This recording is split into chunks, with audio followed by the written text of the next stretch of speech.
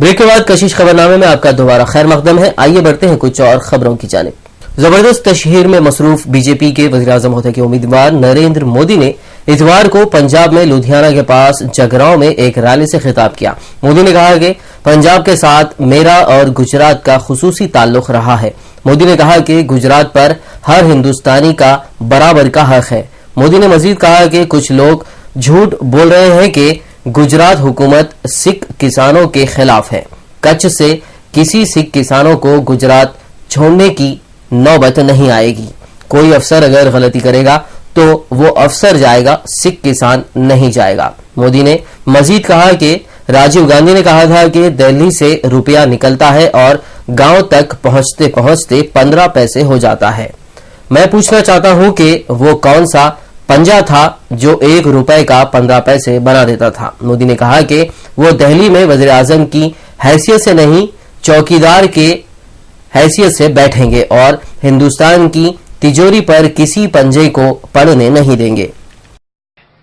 अब कांग्रेस पार्टी को लगता है कि हिंदुस्तान की जनता जाग गई है, दूर झोंकने से मामला चलने वाला नहीं है, इसलिए पार्लियामेंट में मिर्ची झोंकने का काम शुरू कर दिया है। यह कांग्रेस पार्टी जो कल तक आपकी आंख में धूल झोंकती थी, यह कांग्रेस पार्टी अब आपके आंख में मिर्ची झोंकने के लिए निकली है। और इसलिए भाइयों बहनों, कांग्रेस के पापों को आप देख न पाए, कांग्रेस के कुशासन को देख न पाए, कांग्रेस के भ्रष्टाचार को देख न पाए, और इसलिए उनका ये जो कारनामा चल रहा है, उस कारनामे के खिलाफ हमें जागरूक होने की आवश्यकता है और उसी दिशा में आगे बढ़ने की आवश्यकता है। कांग्रेस के नायब सदर राहुल गांधी ने खुद का मुकाबला गौतम बुद्ध और अशोक सम्राट से, जबकि बीजेपी के वज़ीर-ए-आज़म ओहदे के उम्मीदवार नरेंद्र मोदी का मुकाबला औरंगजेब से किया है। उन्होंने दोनों के दरमियान बड़ा फर्क होने की बात कही। राहुल गांधी ने इतवार को देहरादून में कहा कि सम्राट अशोक लोगों को साथ लेकर चले और औरंगजेब ने बस हुकूमत करना चाहा। नरेंद्र मोदी भी बस हुकूमत करना चाहते हैं, जबकि राहुल लोगों को साथ लेकर चलना चाहते हैं। नहीं, झूठी है, मगर एक और बात है, इनके अंदर जो विजन होता है ना, ये नहीं है। जो सोच होती है, दूर की सोच जो होती है, भैया हिंदुस्तान को करना क्या है, आने वाले समय में करना क्या है, इसके बारे में इनके अंदर कोई सोच नहीं। भाषण करते हैं, बड़े बड़े भाषण करेंगे। भैया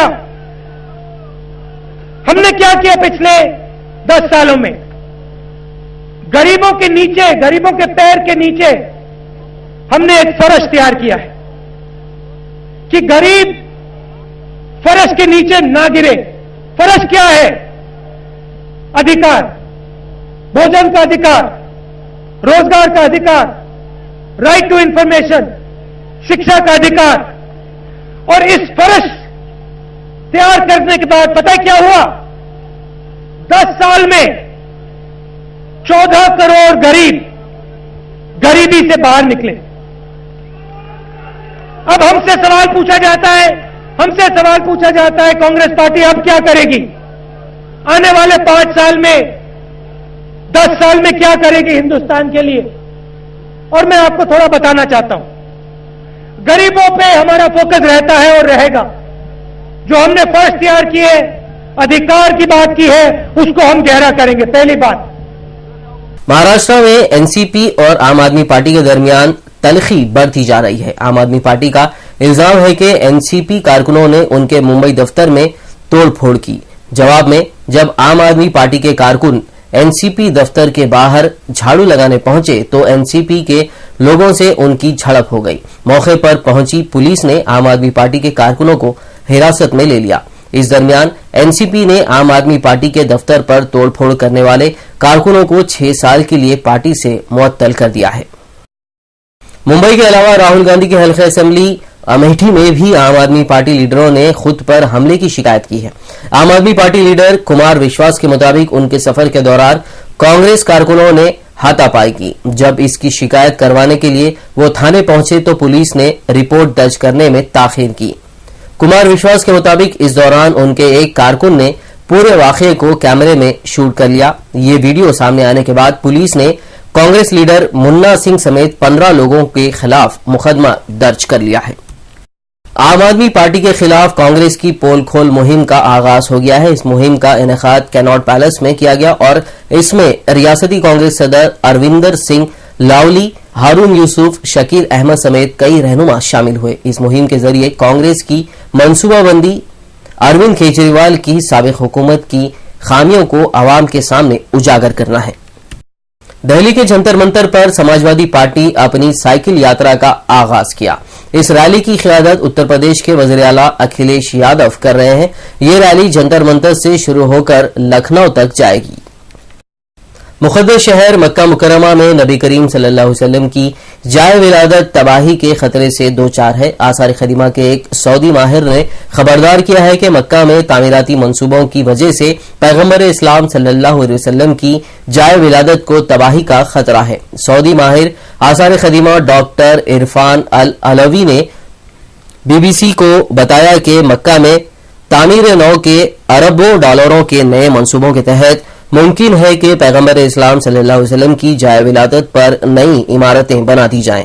पैगंबर इस्लाम की जाए पैदाइश, जिसे मुवल्लिद के नाम से जाना जाता है, मस्जिद हराम के साथ वाक़ है और इस वक्त भी इसके आसार पर एक लाइब्रेरी कायम है। ये लाइब्रेरी 2 साल पहले बंद कर दी गई थी और डॉक्टर अलवी का कहना है कि अब इस इमारत को मिसमार करने की कोशिश की जा सकती है।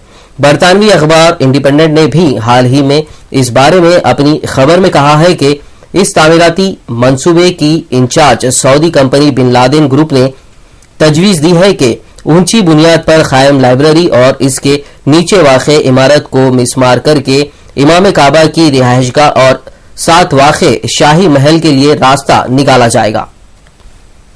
G20 के इजलास में दुनिया की आला इक़्तिसादी ताकतों ने फैसला किया है कि आइंदा 5 वर्ष के दौरान आलमी इक़्तिसादी नमू में कम अज कम 2% की तरक्की लाई जाएगी।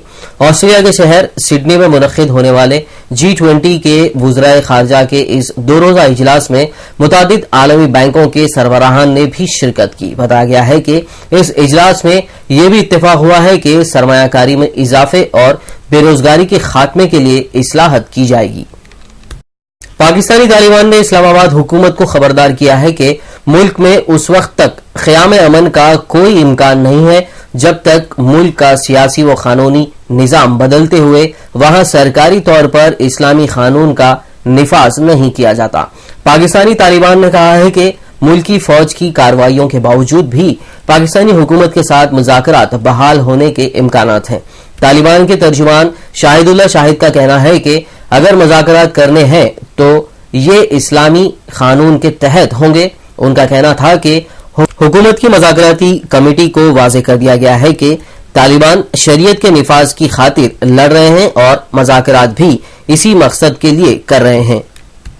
अक़वाम मुत्तहिदा की सलामती काउंसिल ने शाम में इमदाद तक रसाई के लिए एक करारदाद को मुत्तफ़िक़ा तौर पर मंजूर कर लिया है। यह पहली दफा है कि सलामती काउंसिल के अराकीन इस मामले पर मुत्तफ़िक़ हुए हैं। करारदाद में कहा गया है कि शामी हुकूमत और अपोजिशन दोनों पर लाजिम होगा कि वो आम लोगों तक इमदाद पहुंचाने वाले काफिलों को मुल्क भर में सफर करने की इजाजत देंगे।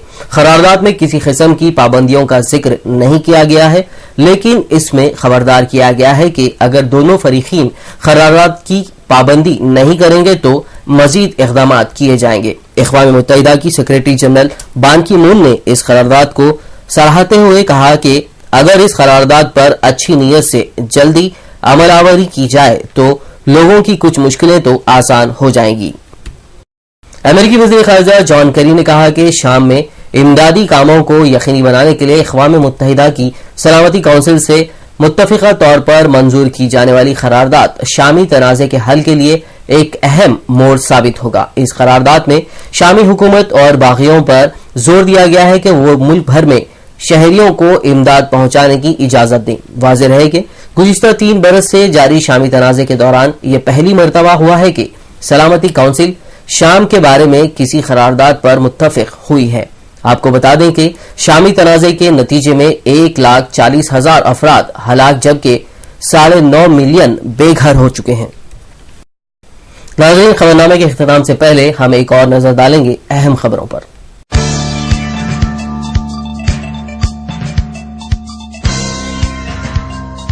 पच्चीस फरवरी से गैस डीलरों की मुल्कगीर हड़ताल के दौरान नहीं होगी गैस सिलेंडर्स की सप्लाई।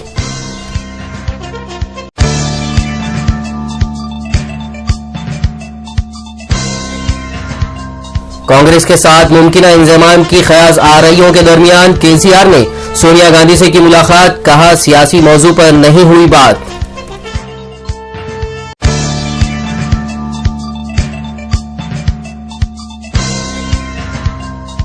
शमशाबाद एयरपोर्ट पर तेलंगाना कांग्रेसी कायदीन का वालेहाना इस्तकबाल, जश्न का माहौल, रैली की शक्ल में हैदराबाद पहुंचे तेलंगाना वुज़रा।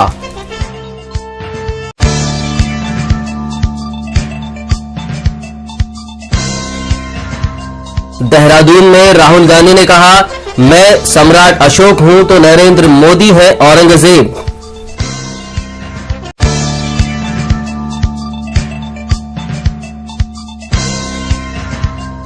नरेंद्र मोदी ने पंजाब की रैली में कहा, दिल्ली में वजीर आजम की हैसियत से नहीं, चौकीदार बनकर बैठूंगा।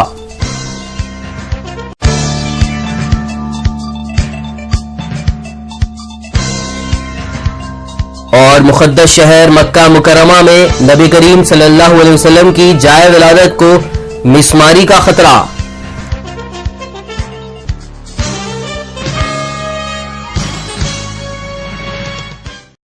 नाज़रीन, इसी के साथ ये कशिश खबरनामा इख्तिताम को पहुंचा। मिलते हैं अगले खबरनामे में, तब तक के लिए देखते रहिए उर्दू टीवी। अल्लाह हाफिज।